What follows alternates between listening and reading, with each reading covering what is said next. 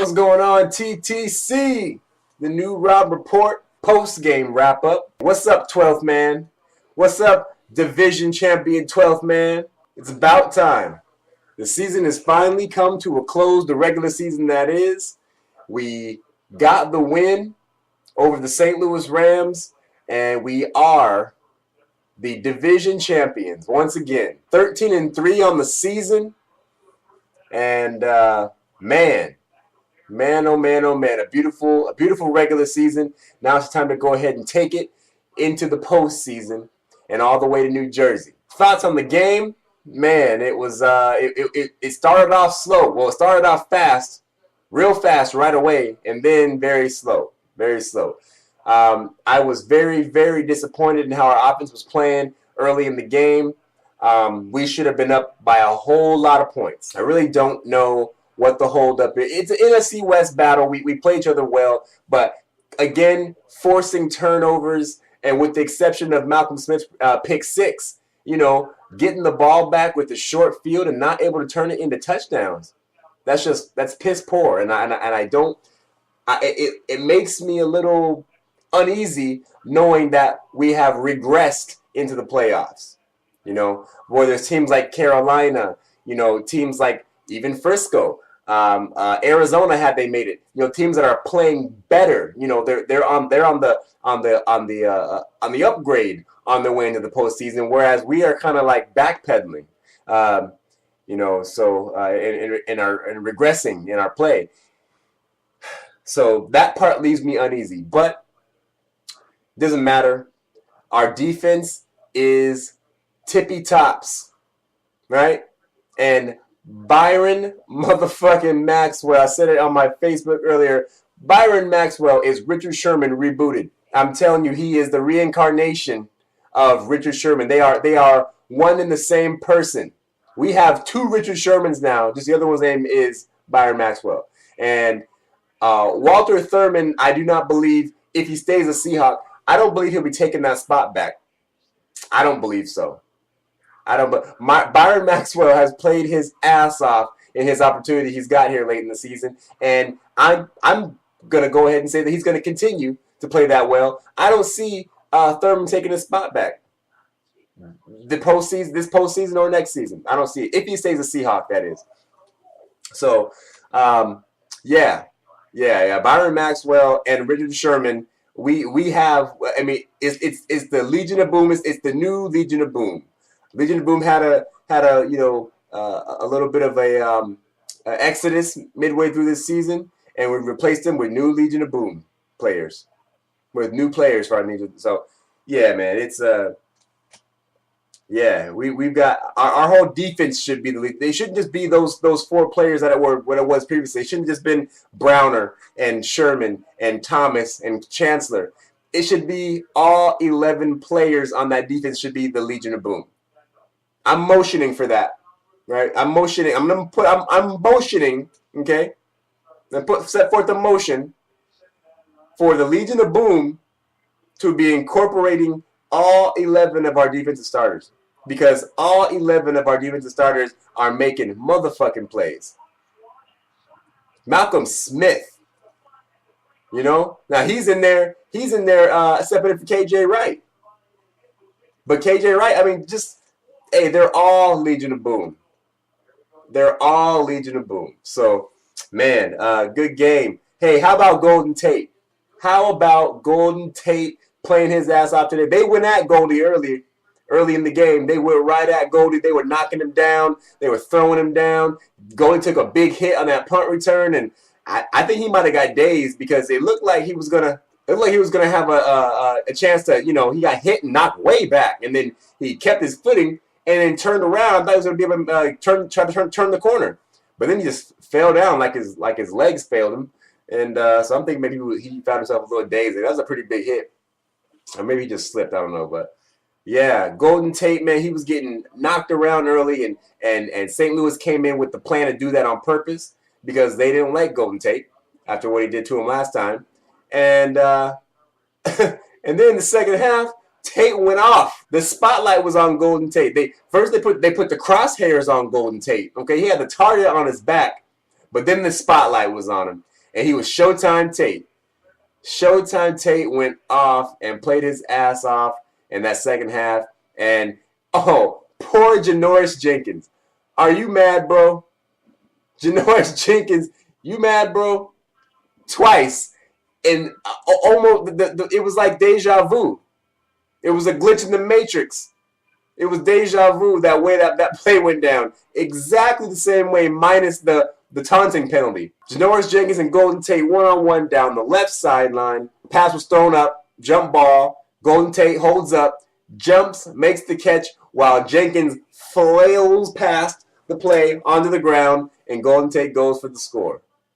Exactly like the first game in St. Louis. Poor Janoris Jenkins. So to all those other quarterbacks and receivers out there, that's how you beat Janoris Jenkins. You run that deep fly down the sideline, that streak down the sideline, and you come up a little bit short, jump ball, and watch him fall. So, yeah, poor Janoris Jenkins. He poor fella.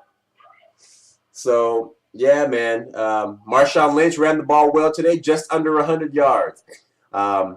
Still seeing a lot of problems protecting Russell Wilson, but again, we were going against a great pass rush, so you know we got to figure out how to stop great pass rushes. I guess that's what the issue is. But a great game. I would like to make note, just to not a big deal, but as I said in my previous video that this game wasn't going to. I said it wasn't going to be able. It was a little more of a blowout than I expected it to be, because I said it wasn't going to be a blowout, but I did say that they weren't going to be close. And I did say that it wasn't going to be one of those games where St. Louis had the opportunity to drive down the field and win the game on the last drive or anything like that. I said it wasn't going to be that. I said that Russell Wilson would be taking a knee in victory formation to the standing ovation of the 12th man, sending us on into the bye week. And that's exactly how it went down. That's exactly how it went down. So, good game, Seahawks. Rams go home. You know what I'm saying? Better luck next year. Big up to SoCal Rams fan and Rockstar Rams. You guys got some talent on that team. You guys got, with that defense the way it is, you guys are every bit as capable of doing what the 49ers, what Arizona, and what we're doing. You guys are every bit as capable, because you just need that missing piece on offense to get put into place, and you guys will be just as dangerous as us. But because your defense is right there with the rest of the NFC West. So, but man, good game. Have the week off, and then take on. Who do we take on? Check the standings here. I want to see who we're going to end up playing. The likelihood of who we're going to be playing here. All right, so Seattle and Carolina 1-2. All right, everything is locked in with the exception of the Dallas and Philadelphia game, who's playing right now as I'm recording this video. The seeds are locked in. Yeah, so seeds 1 through 6 are locked in. So whatever happens tonight takes that third seed. Philly's not going to lose Dallas. Dallas and Kyle Orton are not going to beat Philly. So let's just go ahead and assume Philly's going to be there. So we got Philly at New Orleans. I'm going to go ahead and take Frisco on the road at Green Bay. And I'm going to go ahead and take, I'm going to take Philly at home against the Saints. I'm going to do that. I'm going to take Philly at home against the Saints in next week's wild card matchup. So what that will mean is Frisco is coming back to the clink. Frisco will be coming back to the clink, assuming that Philly beats the Saints. Because Frisco will beat Green Bay. And if Philly beats the Saints, Frisco comes back to the clink. And, yeah, we're going to do another 29-3 face stomp of Colin Kaepernick and Frank Gore and those fucking 40 whiners. Anyway, I ain't going to spend too much time on this victory lap. Man, we have once again risen to the cream of the crop. Let's go ahead and have this week off. Watch some playoff football, some postseason football. The postseason's here. I'm happy and I'm sad because I know the season is drawing to a close, and that's the sad part. Because from March to August, I just don't even remember. I'm not really a sports fan. I watch basketball. You know, I follow, you know, I follow tennis, especially women's tennis. But other than that, um, nah, man. I'm just, it's football season and then waiting for football season. That's all it is. So yeah, that's the worst part of the year for me. Summertime sucks for me. I'm just waiting for football. April's cool because you get the draft, and then you got another fucking few months before you get to even see anything happen with that. So, man, let me go ahead. I was talking about the Chargers. Oh my God, I cannot believe the San Diego Superchargers are in the playoffs. That is unbelievable to me. I live here. You guys probably know already. I live in San Diego, and I love fucking with these Charger fans, man, because I say Charger fans are fair weather fans, and it's not really their fault. You know, a team that, look, the Chargers had 3 games this season blacked out, and they made the playoffs, right? So, but it's not so much that they're fair weather fans. It's just that shit's expensive in San Diego, for one, and two, San Diego is a military city. Okay, you got the Navy down here, you got the Marines down here. You know, so you get a lot of, it's a transplant city. You got people from other places coming and living in San Diego. People from Midwest, people from East Coast, people from, like me. I'm from, you know, I ain't from the military, but still I'm from here. A lot of people come from other places and they have other teams, right? So if their team's not playing the Chargers, what the fuck they gonna go to Qualcomm for? So, yeah, the Chargers, you know, they don't, you know, so a large part of the population is people from other places who aren't so much really Charger fans.